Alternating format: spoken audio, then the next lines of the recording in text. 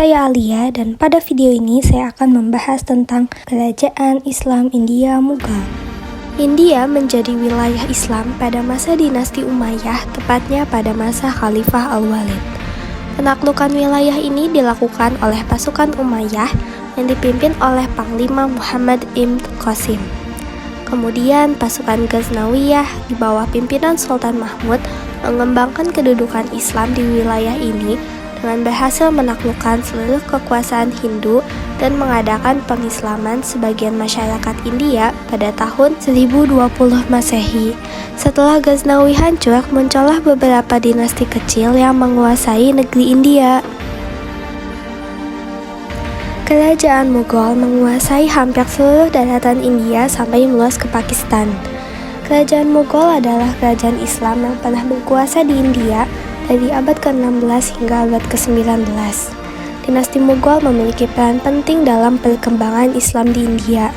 Kekaisaran ini dipimpin oleh raja-raja yang berasal dari Asia Tengah yang didirikan oleh Jalaluddin Babur yang merupakan keturunan Timur Leng, penguasa Islam asal Mongol. Babur adalah nama kecil dari Jalaluddin yang artinya singa.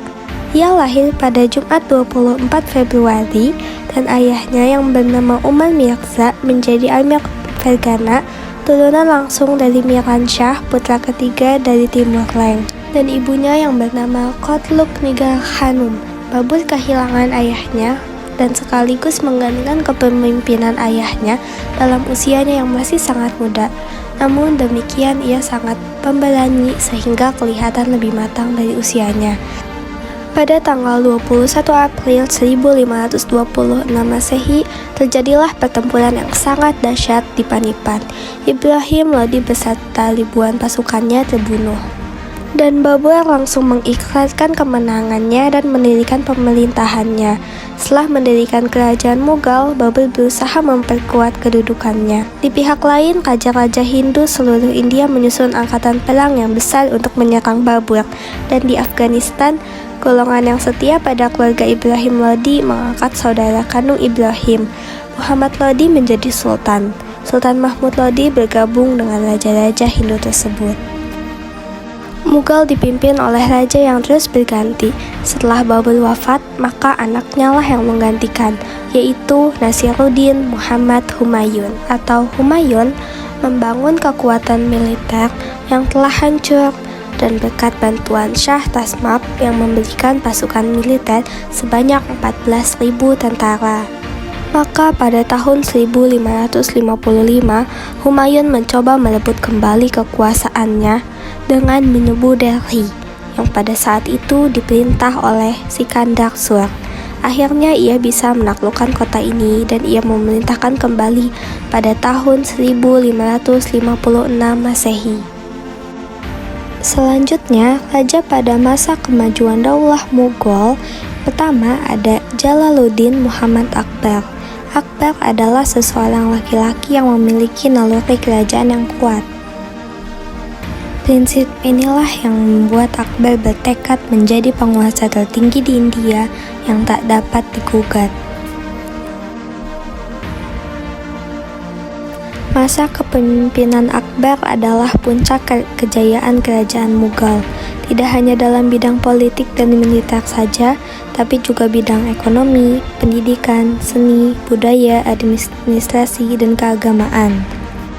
Kemajuan yang telah dicapai Akbar masih dapat dipertahankan oleh sultan berikutnya, yaitu Jahangir, Shah Jahan, Aurangzeb, dan Bahadur Shah Alam. Semakin lama, terdapat masa kemelesatan Daulah Mughal hingga akhirnya menjadi masa kehancuran, yaitu pada tahun 1837 sampai 1857.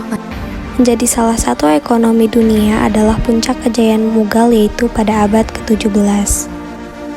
Di bidang militer, Mughal terkenal memiliki pasukan yang kuat, seperti pasukan kuda, pasukan gajah, dan juga meriam. Ada banyak sekali nilai yang bisa kita terapkan dari kerajaan India Mughal, yaitu menerapkan rasa toleransi, tidak membeda-bedakan, semuanya dipandang sama, Lalu dengan kita yakin dan terus berusaha, maka semuanya akan menjadi lebih baik. Seperti halnya Raja Akbar yang menerapkan sistem politik toleransi. Semua penduduk atau rakyat India dipandang sama.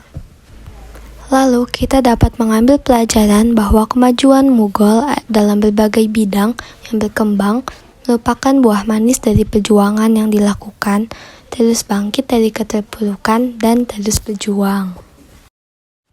Cukup sekian dan terima kasih.